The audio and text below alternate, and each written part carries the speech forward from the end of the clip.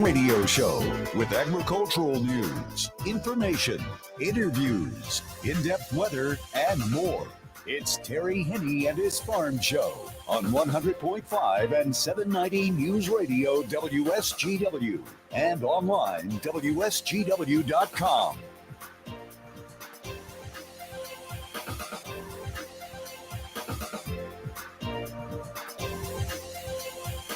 A mostly cloudy good morning to you. I hope your day is going well for you, where you might be. Terry Henne here at Radio Center, along with Matthew Lester, where we're momentarily going to be waiting for that sun to come out.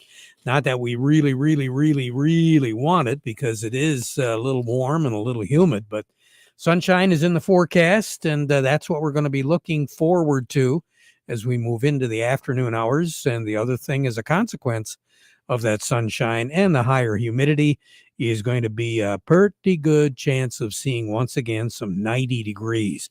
Not all that bad of a day yesterday with that breeze.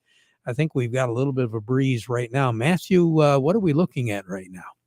Currently, over at the airport, it's cloudy at 82. Over in Midland, it's cloudy at 81. Here at Radio Center, it's also cloudy at 81. We have southwest winds at 15 miles per hour, and our pressure's at 30.21, and it's steady.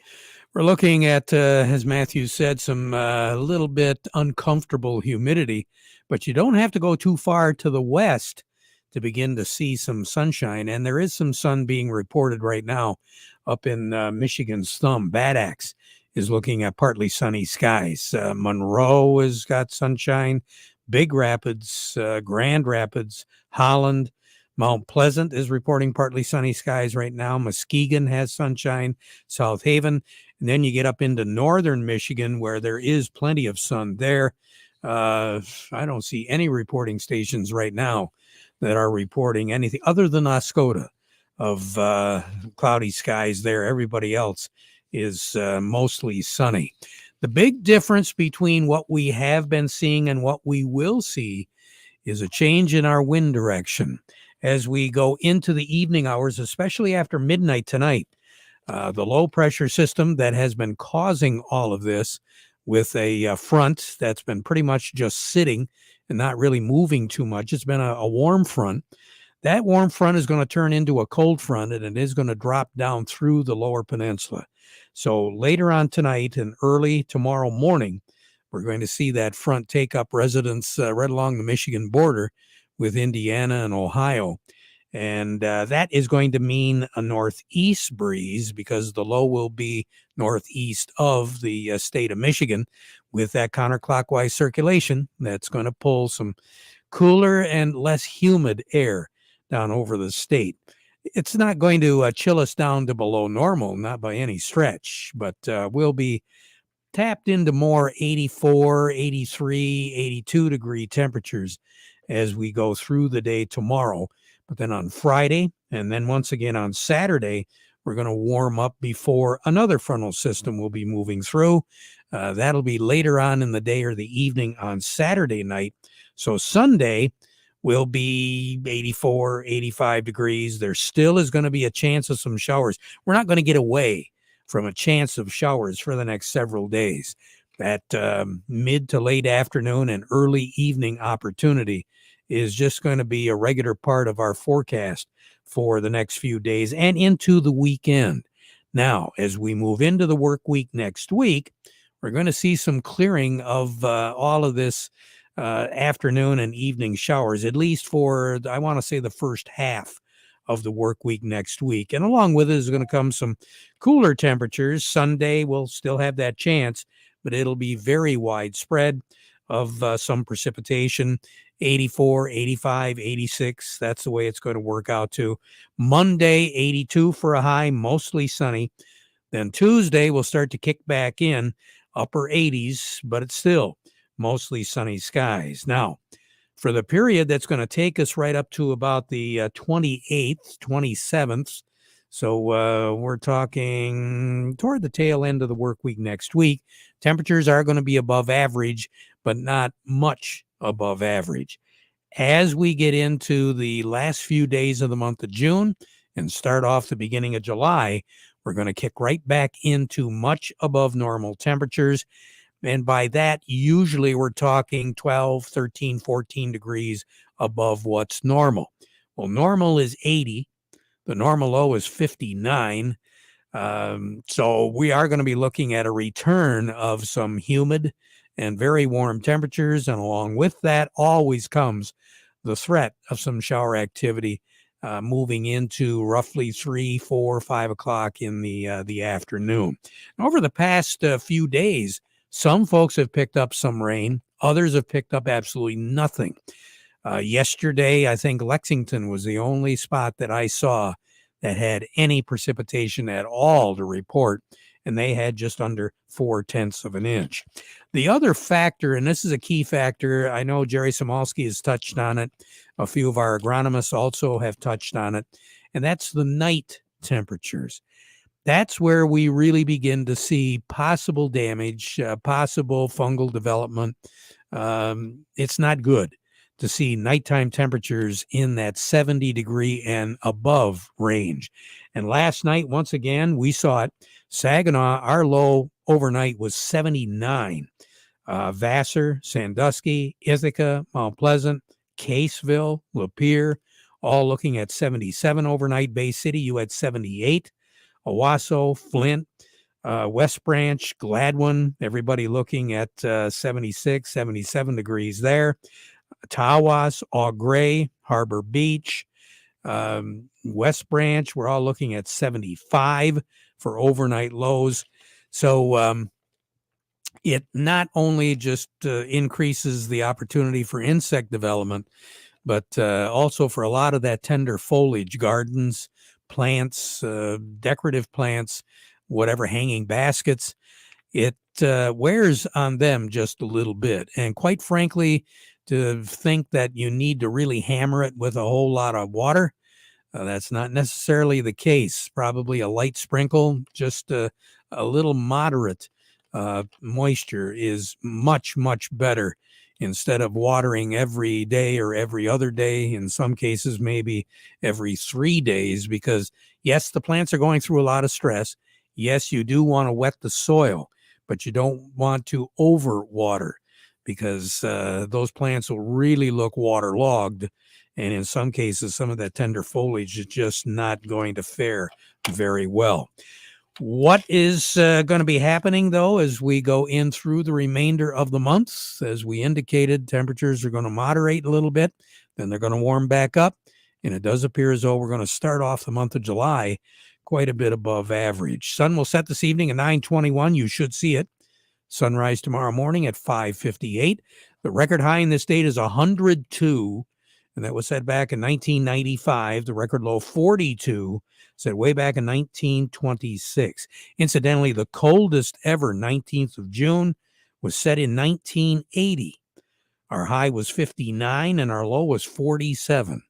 You can about imagine just how chilly that was. The warmest ever was in 1995.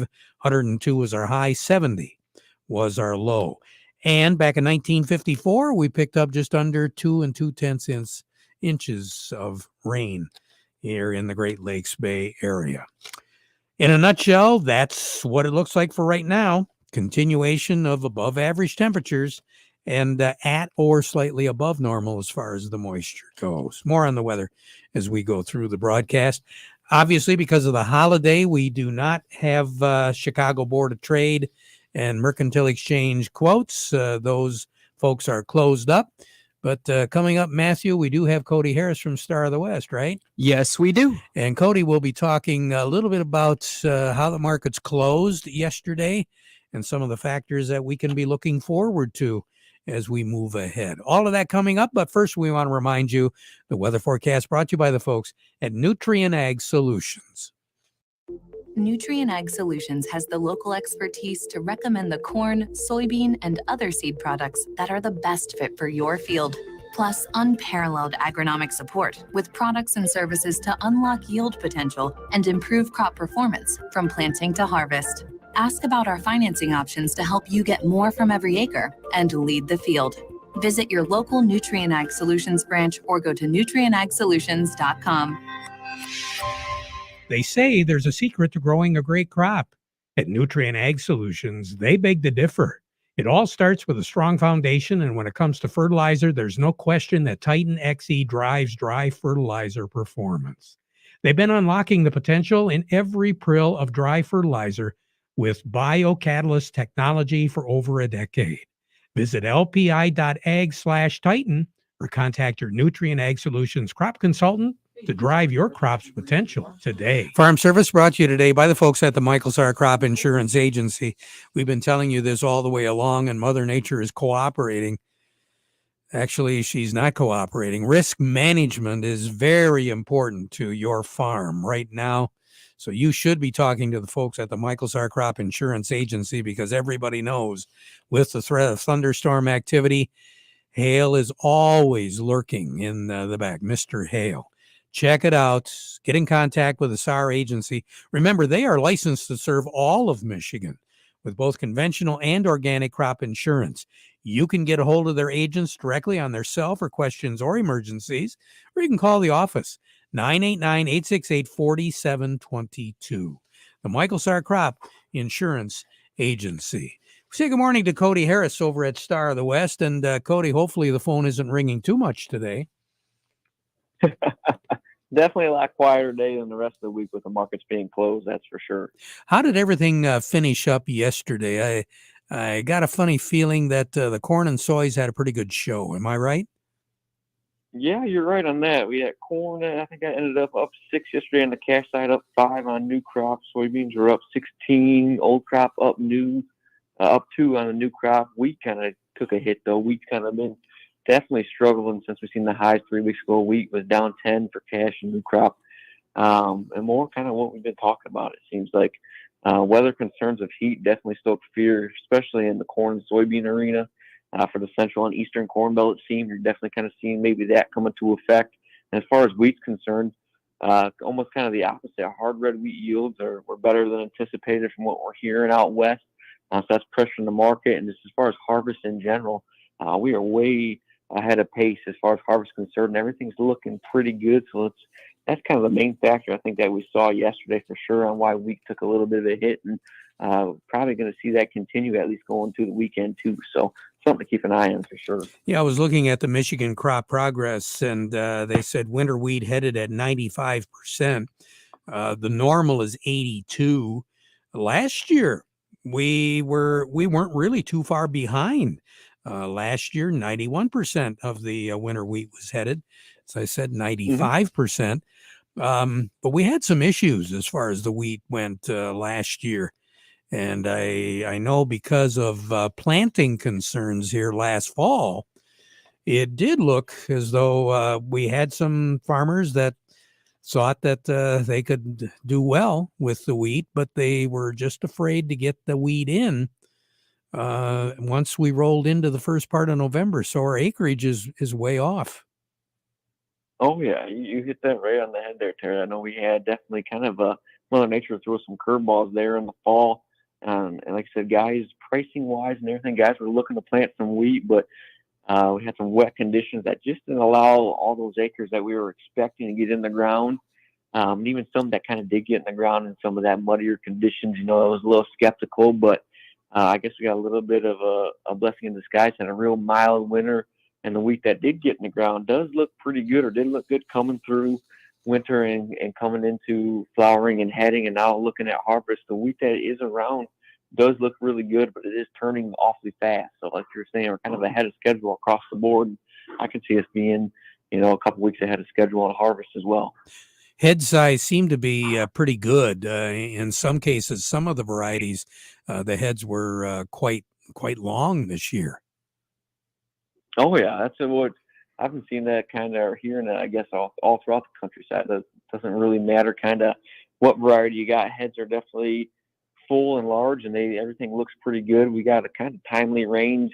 If you got the range, it seemed like this summer, it seemed like it was definitely beneficial, and hopefully we'll see that come to fruition with some good test weight, good yield here in the next couple of weeks, as long as Mother Nature kind of holds off and doesn't throw us a curveball like she did last year and give us a big old rainstorm. It seems like that second half of harvest. Yeah. Cody, we got our fingers crossed. We'll talk to you again, Friday? Yeah, that works. All righty. Talk to you later. Cody Harris over at Star of the West. The market report has been brought to you by the folks at Thumb Bank, making agricultural loans since 1895. And of course, those guys, they want you to stay up to date on industry trends and trends of your operation. So it's always a good idea to be in constant contact with the folks at Thumb Bank. They do have locations throughout the Thumb and the Great Lakes Bay region. Thumb Bank, where relationships are built on trust, and equal opportunity lender, and member FDIC. Market report also has been brought to you by the folks at Schaefer and Beerline, Chrysler, Dodge, Jeep Ram in Frankenmuth. Remember, if you're in the market for a new Ram professional truck or a Ram heavy duty truck, and you want to buy with confidence from a business link dealer that knows what customer satisfaction truly is, now is the time to see Schaefer and Beerline in Frankenmuth, where employee pricing for all is on the new Ram heavy-duty trucks in stock. That's at Schaefer and Beerline, where Family and Service sells cars. Let's talk a little bit more about what's going on out in the field. Over to Ed Garber we go with Nutrient Ag. Ed, sounds like you're out somewhere. Yeah, Terry, actually I am. I'm on the road today. That last caller was a pretty good segue. Yeah, he was a pretty good segue because what we're seeing right now is varying degrees of things happening out in the fields. Yeah, we're on a wheat tour today, Terry, and we've been from southern Michigan to Ubley, and we're headed over toward Linwood and back to Mason. And boy, the wheat crop's looking good. If Mother Nature treats us well, we got a really good crop coming here, so that's good. And as far as the other crops go, I mean, the corn is more than knee high for a tall guy right now. Yeah, I'm a pretty short guy, and it's a lot of it's waist high on me. So yeah, it was a tough getting it in, but as a general rule, it seems like we have good stands. We've got a good start. A lot of the areas that got some rains here over the weekend or Sunday night, those were needed to get us through this hot spell. But yeah, I think we got a pretty good start. Kind of curious about the soybeans. I know some folks didn't get the soybeans in as quickly as what they would like to or what they normally do. How do they seem to be faring right now, Ed? Well, the ones that went in late, the good news is it was pretty good conditions. There was plenty of moisture. They shot out of the ground pretty fast, and even those stands look pretty well. I guess the thing to be cautious of now is just pay attention to insects. A lot of the insects are ahead of normal too because of the heat units. Maybe you've seen the fireflies out already. It's pretty early for them, so there's a lot of insect pressure ahead of normal. So scout these early beans. They could be a little vulnerable. I guess that would be my takeaway on that, Terry. That sounds good. Ed, you take care. Drive careful. We'll talk to you again soon, okay? All right. Thank you. Have a great day. I will. You too. Ed Garber with Nutrient Ag. Coming up next, who do we have, Matt?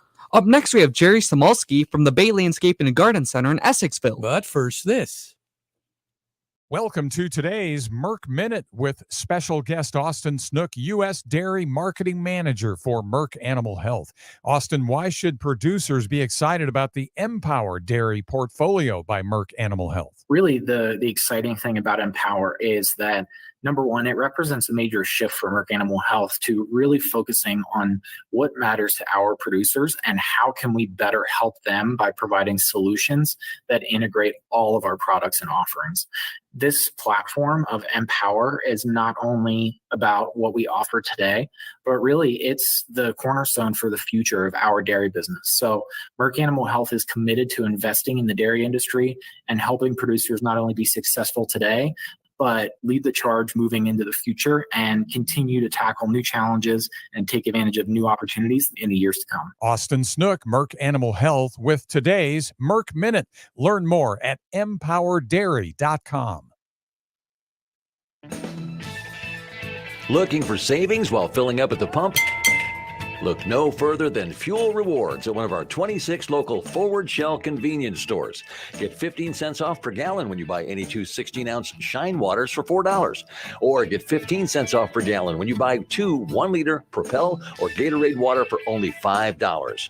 Fuel Rewards at your local Forward Shell convenience stores, a family-owned Michigan tradition since 1925. Farm Service brought to you today by the folks at the Frankenmuth Credit Union. Yeah, they do have lines of credit, the equipment loans, financing for purchasing land, credit cards, and more. All you got to do is stop by any of their locations, check them out. Their hometown financial solution, it could be in your future. Find out more by going to frankenmuthcu.org. Farm Service also brought to you by the folks at Freeland Bean and Grain, where serving you is their business. They've been doing it since 1983 for a very good reason, because they know how to take care of business. They got a great selection of products from Sure Crop and Nature's that'll help you increase your yields, and certified crop advisor Vic Huffer, who really kills them dead on the golf course. Trust me, I saw him yesterday at the MABA scholarship. Vic will take care of whatever you need. Vic Huffer, Freeland Bean and Grain, serving you is their business. Along with me right now, we've got Jerry Samolsky, Bay Landscaping and Garden Center in Essexville. And Jerry, topic of conversation was insects. And I got to tell you, for the first time ever, and quite frankly, the name of the plant escapes me, but I saw a plant totally defoliated yesterday. It had little worms on it. And quite frankly, it's a white plant. And I have no idea. I've never seen it before. I have to assume the plant is okay. I mean, if it's watered and fertilized, it should come back, I would hope. But I've never seen that before. Yeah, I'm not quite sure what insect you're talking about. There are a lot of caterpillars and, or people may call them worms. That's a larval stage of an insect that will chew leaves off a plant. And, clearly if it's that bad, you may want to treat it. But a lot of times a few bugs here and there really don't bother the plant too much. And yeah, that plant likely will come back if it's got normal health and normal vigor. It will come back. Make sure it gets adequate moisture though, because clearly we're in a heat situation right now. So it's going to have to draw up its reserves from its storage and its roots, produce more energy to get new leaves coming up, and that depletes the plant. So if that's the case, then I would suggest get it through the season, maybe a little soluble fertilizer, but this September, October, to feed that plant, to help it regain and put as much energy in the ground so it can come back again next year even better. So, now, I did sprinkle a little bit of 7 on it, the powder form. Should I have done that? 7 more than likely will take care of that. It's a carbamate, and that will definitely take care of those. But liquid sometimes is better. If I wanted you to absorb salt into your body, and I threw a salt shaker, a handful of salt on you, some would stick. But if I took that same amount of salt, got it in water, and then threw that water at you, you'd absorb a lot more. So typically for those kind of insects, powders aren't as good. Liquids are probably better. All right. Good advice. Jerry, thank you. We'll talk to you again tomorrow. Yes, sir. All right. Jerry Samolsky, Bay Landscaping and Garden Center in Essexville. Farm Service brought to you today by the folks at Kryzak's House Family Restaurant. You got to put a meal together for a big gathering or even a small gathering, and you don't want to spend a whole lot of time preparing the food. Not a problem. 989-894-5531. That's the number. They'll take care of it for you. And of course, don't forget, they are a great place to dine in. Air-conditioned comfort. Kryzak's House, corner of Cass in Michigan on Bay City's south side. Coming up now, Matthew, who do we have? Up next, we have Chuck Serbinsky from Maple Hill. Hi, Chuck. How you doing? Hey, pretty good. A little cooler than yesterday. We've been pretty busy. Not bad. Not bad at all. Let's chat a little bit about what do you want to talk about today? Well, we've getting a lot of calls about fertilizing the lawn for the summer. It's not probably the right time to do it today, as dry as it is, But we've got a different alternative if you want to try something new, and it's called Turf Blaster, and it's made by Dairy Dew and Morgan Composting. It's a liquid lawn food that will boost your lawn in the summer months, keep the grass roots healthy. It's got iron in it, so it'll keep that nice green color in the turf, as well as kelp for root development and disease resistance. And what's nice about this is it can be applied every few weeks throughout the summer. It comes on a hose-on sprayer, so you just hook it to your garden hose and apply that way. And we've got that in the ready-to-use quarts hose-on sprayer, and I've also got it in the gallon size so you can refill that sprayer as the summer goes on. We've also got a granular option called Safe Green Lawn that's made by Morgan Composting as well, and that's all organic, and it will not burn. And very easy to apply, and we've got that available in 25-pound bags. And again, you can use that every couple of weeks if you want throughout the summer. So all we got to do is stop by Maple Hill and we'll show you how to do it with Dairy Dew products from Morgan Composting. Chuck, thank you. We'll talk to you again on Friday, okay? Sounds good. Have a good one. You bet I will. We'll be right back. This year, make your farm produce the highest yield ever. Give your soil and your plants the boost of a 1-2 punch with liquids from Dairy Dew. Stabilize your nitrogen with Humic Blaster, a great companion to UAN28, a great source of natural carbon. Humic Blaster allows your soil to hold nutrients and water at the root zone, saving it for crop consumption. Protect your crops with Dairy Dew's Kelpful by adding it to any foliar application. Like vitamin C is good for our immune system, Kelp boosts the ability of plants to resist disease and other stressors. Fulvic acid makes fertilizers more effective, unlocking their full potential. Dairy Dew's Liquid Kelpful has both. Liquid amendments can also have a free ride over your fields when you combine them with your herbicide or fungicide application. No extra fuel, compaction, or time and labor. Take care of your crops to produce the best yield ever with help from Dairy Dew. Learn how Dairy Dew liquids can make a difference on your farm. Call a soil health expert at Morgan Composting today or visit dairydew.com. Healthy plants come from healthy soil. Healthy soil comes from Dairy Dew. Farm Service has been brought to you today by the folks at Quality Roasting of Reese, offering competitive, consistent prices for your soybeans. Give them a call for a quote today. Back at 12:30 with an update. Now we conclude our program with the playing of our national anthem, brought to you by Euclid Avenue Coins in Bay City.